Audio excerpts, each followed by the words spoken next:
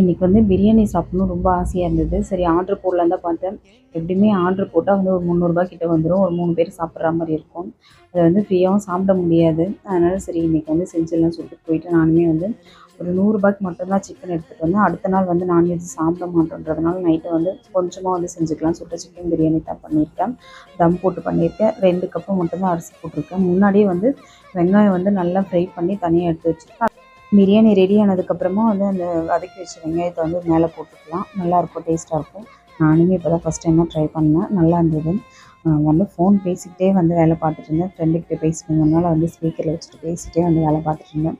ஏதாச்சும் கொஞ்சம் கஷ்டமாக இருக்கும்போது கால் பண்ணுவேன். அன்றைக்கி வந்து கால் பண்ணி பேசிட்டு பிரியாணியுமே வந்து ரெடி பண்ணியிருக்கேன்.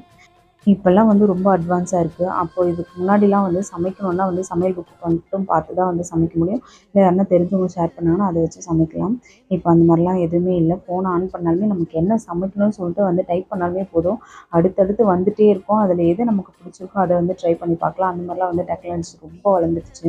அதுக்கு முன்னாடிலாம் ரொம்ப கஷ்டமாக இருக்கும். ஒரு சில பேருக்கு வந்து செய்ய தெரியும். ஆனால் நம்மக்கிட்டலாம் வந்து ஷேர் பண்ண மாட்டாங்க.